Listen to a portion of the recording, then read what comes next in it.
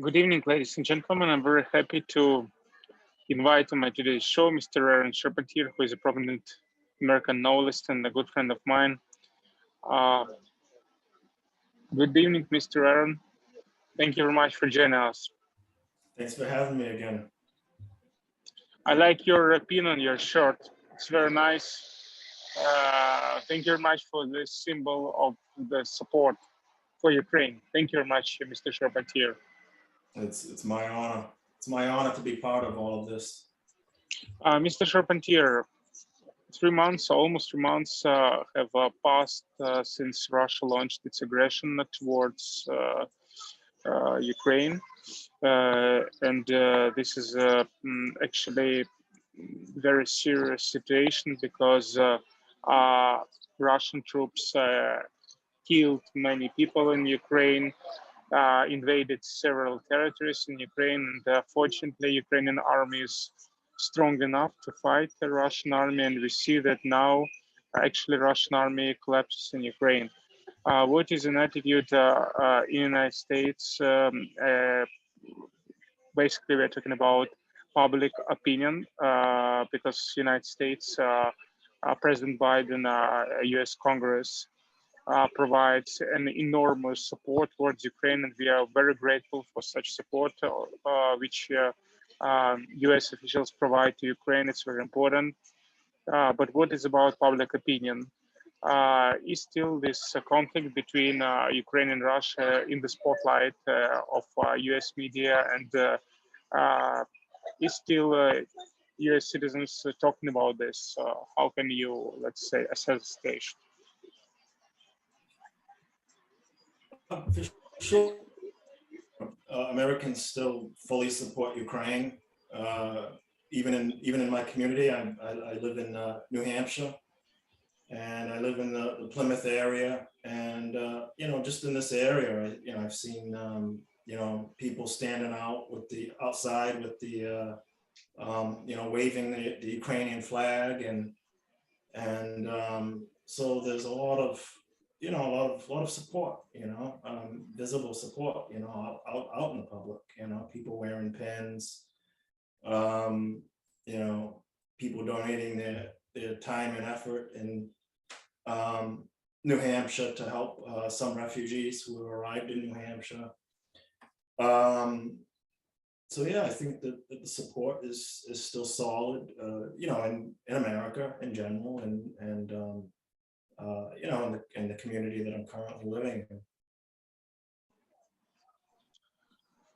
Mr. Charpentier, now while let's say taking an interview from you, interviewing you, I'm sitting in the Victory Park in Odessa, which is very symbolic because Ukraine is going to defeat Russia for sure, and Ukrainian army will defeat Russian army. But I would like to ask you another question. As I told you before, we are very grateful for US support for Ukraine, billions of dollars, which goes directly towards necessary ammunition, necessary weapon, which are very important in order to defeat Russian army. How actually, let's say, and we understand that these are billions of US dollars, which basically US government donates towards Ukraine. We heard during last week that several members of Congress, they were, let's say, criticizing such enormous support which President Biden provides to, and the Congress provides to Ukraine. What is about people in the United States? Let's say, do they agree for, let's say, financial sacrifices and with the fact that US state provides so much financial support towards Ukraine? Well, I think, you know, Americans are feeling it, you know, with higher costs too, you know, of living. And, you know, it's, but I think it's a sacrifice that Americans are willing to take because I think that Ukrainians aren't just fighting a war, you know, against, you know, Russia and Putin. You know, they're not fighting for themselves. I mean, just for themselves. You know, they're fighting a dictator, first of all, and they're fighting a, you know, a dictatorship. And you know, you know, Ukrainians are fighting for the world, for, you know, for freedom and for the freedom of the world, you know, because Putin wants to take his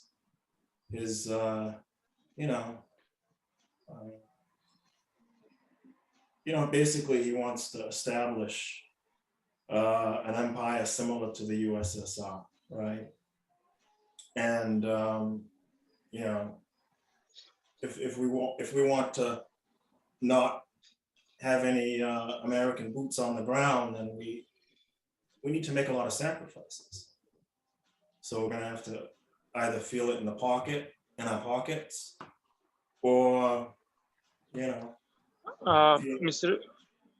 Mr. Charpentier, you've been to Odessa, to Ukraine 5 years ago, 6 years ago, back in 2016. And I remember, I reckon that you were going to write the book about Ukraine and Odessa in particular, and you were very serious about investigating Ukrainian history. You visited on different occasions Ukrainian libraries, museums. You interviewed many people in Odessa for your book. But I think that it would be a very good experience, that actually it will benefit your book if you would come again to Ukraine and after the war is over, because I think that this war changed enormously Ukrainian society. And I think for your book, for the sake of your book, it would be very nice to collect this experience as well. What do you think about this? Do you have any plans coming back to Ukraine after the war is over? You know, I never, first of all, let me make something clear. I never, you had asked me to do interviews before to promote myself, to promote my book. And I always just didn't, it was just something that I didn't want to do, right? But now with the, you know, the war in your country, I just feel that, you know, I know that I won't make a huge difference, but, you know, I'm not a powerful person, but I can make a small difference. And I just think that any difference that I can make is a good thing. The other thing is that, yeah, I decided to write a book, and, you know, of course, you know, years ago, right, maybe, you know, more than 5 years ago, or roughly 5 years ago. And, you know, what inspired me in Ukraine was just Ukraine's beauty. It's an extremely beautiful country. You know, Putin's destroying a lot of the beautiful buildings and beautiful architecture and museums. And this is part of our world heritage. And so, yeah, you know, again, I mean, not to digress too much, but and I was going to, there was going to be the backdrop of a war in the book. So now that there really is a war going on, and eventually, yeah, I definitely will return to a free Ukraine.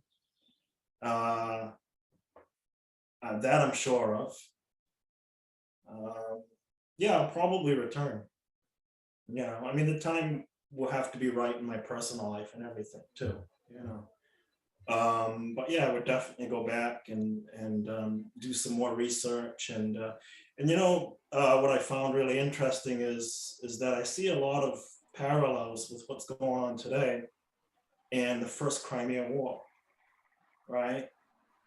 What do you think about that as an expert? Do you think that Putin might be trying to establish a great empire based on, you know, the Romanovs and.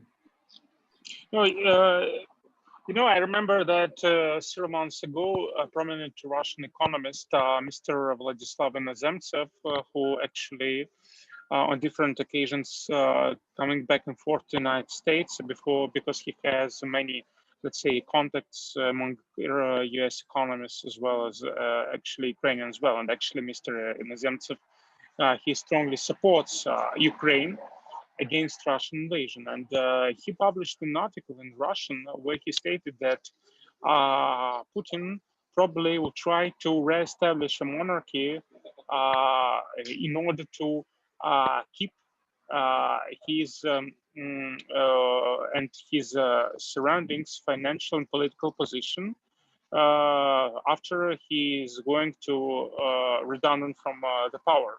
But now, since let's say Putin started this invasion against Ukraine, we understand that Putin doesn't have a chance to leave the power, leave an office, because now Russia faces huge sanctions, and Russian elite are losing money. They hate Putin, and if Putin goes from the office, it means that he can be at least prosecuted, or even he can faces very serious troubles with the elite, who is who is definitely will come after him. So I think that to reestablish monarchy now, this is not let's say a solution which is on Putin's table. Mr. Charpentier, the question which I'd like to ask you about the culture. We understand that Ukraine is fighting against Russian aggression, and we are fighting against Russian dictator, Mr. Putin. But you understand that Russia hurts us so much. So for us, let's say, it's very important to stay very conscious about, let's say, the future. And obviously, this is a very important question: is it possible to separate Russian culture, Russian writers, novelists, and Russian authorities? Because you understand that now in Ukraine we have many people who say that we have to abandon Russian culture, we have to abandon Russian novelists, writers, etc. What do you think about this? Should we abandon Russian novelists, let's say Russian poets, etc., or we have to separate them from the dictator Putin? I think that we need to, separate the two, and I think that Russian culture is a big part of Ukrainian culture, and Ukrainian culture is an invaluable part of Russian culture, right? And I think that Ukraine needs to hold on to that valuable contribution to its culture.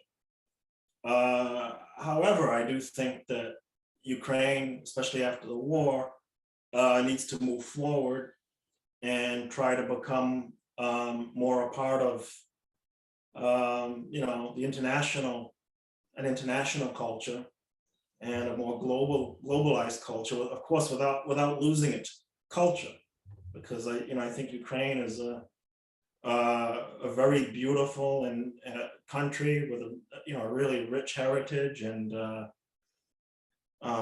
you definitely don't want to lose that. But in other ways, Ukraine needs to look forward, and I don't think that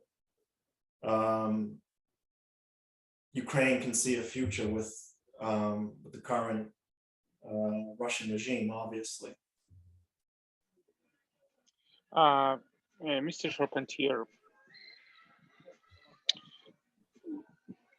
usually, writers, novelists, they're very creative. And I remember that even you, when we met each other in Odessa, you always, insisted on creativity as a very important part of,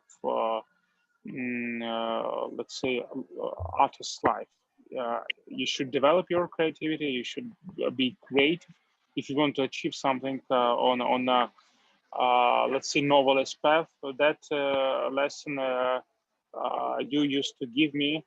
Unfortunately, I'm not a novelist, but at least I try myself in journalism, media, and creativity is also very important. But nevertheless, just what do you think about, let's say, the full stop of this war? When this war will be over? And what is your prediction? And also, I would like to ask you about, let's say, Westerns and Western politicians. So we see the bold position which President Biden's take against Russian invasion into Ukraine, and President Biden support Ukraine. But unfortunately, we don't see the same commitment from President of France, Mr. Macron, or even from Chancellor of Germany, Mr. Scholz, to support Ukraine. And it seems that Russia is trying to play this card, trying to put the pressure on France and Germany in order to, let's say, break up this bold position which Western allies have actually supporting Ukraine. So what do you think will be possible, let's say, to keep this bold position of the West for the support of Ukraine against Russian invasion? And when this war will end? What do you think? So first, I don't think that anyone in the world can predict when this war will end, because there are a lot of variables that are in place, and I think Putin will have to either stop this war or, you know, he needs an exit strategy. I think that's the thing, and he needs to exit this war with dignity. And I find that very hard for Putin. I think he can work up his propaganda machine in his own country and make it look like Russia is victorious and you know, did get something out of the war, but I don't, you know, on the international stage, I mean, obviously we control that narrative, and so the second part, why doesn't Germany and France do more?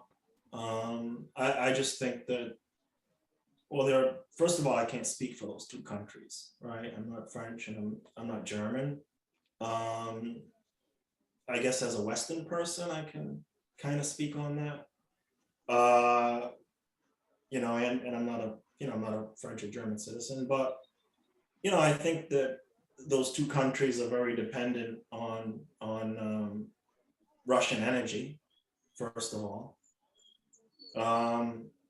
You know, also you know, America, we have that advantage, right?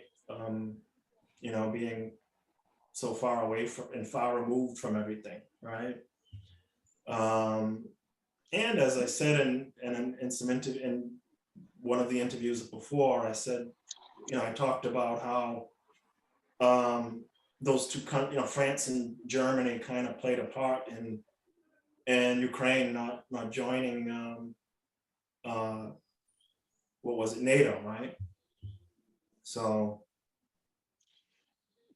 Mr. Charpentier, unfortunately, I can't agree with you regarding, let's say, the exit strategy, which probably, you know, Western allies can offer Putin.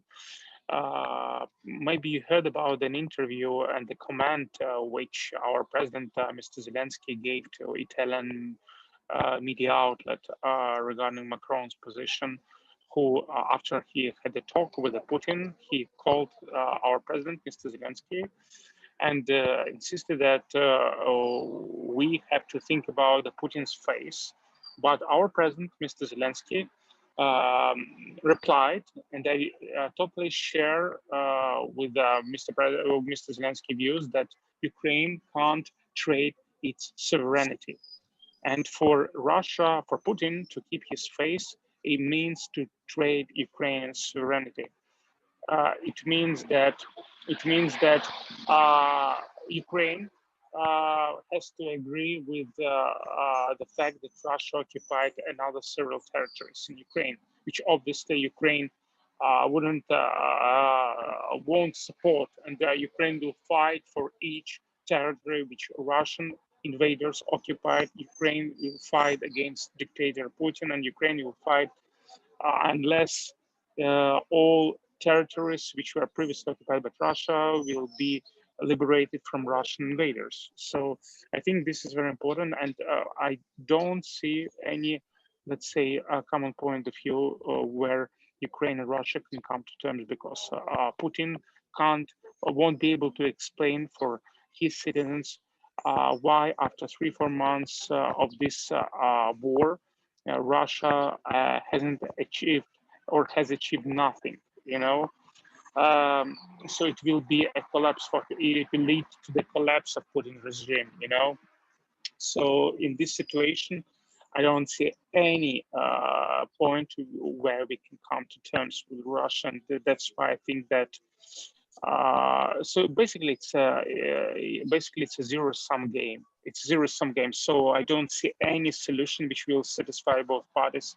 I think that Ukraine has to fight to the end, to its victory, and we should not support any proposals by President Macron or Chancellor Scholz, which leads to the trade of Ukrainian sovereignty. No, I completely agree. You know, I don't think that Ukraine should give up any of its sovereignty, and by even giving up one piece of land, I mean that's doing just that. Yeah, I really don't see an immediate end to this war for the reasons that you explained. However, I do think that you underestimate Putin. We spoke, you know, about creativity and everything, and I think that he's extremely creative when it comes to his propaganda machine, domestically, of course. I mean, I think that you know, most Westerners just think it's, you know, a bunch of just really foolish propaganda, obviously, and lies, and but you know, he could spin some narrative to his people that makes him look like, even if he didn't, you know, even if he doesn't walk away with some land, I'm sure that he can spin some sort of narrative that makes him look like he was victorious in some way. Mr. Charpentier, the last question I would like to ask you. There are some novelists in the United States who unfortunately do not express, like you, their support towards Ukraine. They know one novelist, I wouldn't pronounce his name and his surname, but maybe you guess about whom I'm talking about. So I haven't seen on his Facebook any, let's say, any bold support for Ukraine. He's very silent about this. So each day we hear very strong speeches by US politicians who support Ukraine, and today our president, Mr. Zelensky, he had a meeting with the representatives of the House minority, and he met representatives of Republican Party, and this is important support as well. So we have a bipartisan support from US Congress. But unfortunately, again, I would like to repeat and emphasize, I haven't heard any support, or at least not all artists, they explained or they expressed their support towards Ukraine. Why do you think? Why? Maybe I'm wrong, or Is there any, let's say, contradictions in the positions? Why people, they don't express as you publicly support towards Ukraine? I don't think that all artists are obligated to be active in humanitarian causes. There are different kinds of novelists too, right? Some novelists are just purely entertainers, and some, are just deeper and are really interested in humans and humanity, and then they take that interest to another level, and they just want to be part of, they just want to be involved in humanitarian causes. For me personally, I just, ever since I was a little kid, I think even at the age of 10 years old, was just always interested in humanitarian causes, and I have my mother to thank for that. I remember when she brought me to hear a Jewish Holocaust survivor speak at the Siemens Bethel in my city, the city of New Bedford. And, I never forgot that, that speech. And I always just thought that war was a horrible thing, and that nothing resembling the Holocaust should ever occur again, And, I think that's the number one reason, first of all. I think second, I've just always been the kind of person that just cares for other people, I think another reason that I'm interested in what's happening in Ukraine is, and this is kind of a selfish reason, and it's probably just because I have friends in Ukraine and I lived there, and I just, it's hard for me to it's just hard for me to take what's going on in Ukraine. I remember just walking around freely in Odessa and feeling completely safe, walking around Victory Park, and I just I want that data. Several days ago, probably heard that Russia actually destroyed the mall, which is basically outside city center of Odessa. If you remember, we went to this mall, the huge mall. We went there. I remember you were choosing their napkins. You probably remember. Handkerchiefs. You remember? Yes. So Russia destroyed this mall, which existed for 12, 13 years. So basically, what is Russian is doing is basically it's barbarian actions. It's a genocide, which is Russia is doing. So I'm sure that Ukraine will defeat Russia, and Ukraine will be a victorious party in this conflict.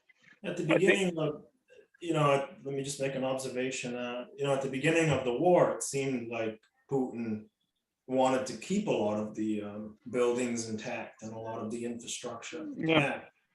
But I think now he's really frustrated, and because he's not winning the war and things just aren't going his way, and that's why you see a lot of brutality and a lot of inhumanity. And I'd like to add this, the Ukrainians have still following a lot of the rules and laws governed by the Geneva Convention. And it's really amazing.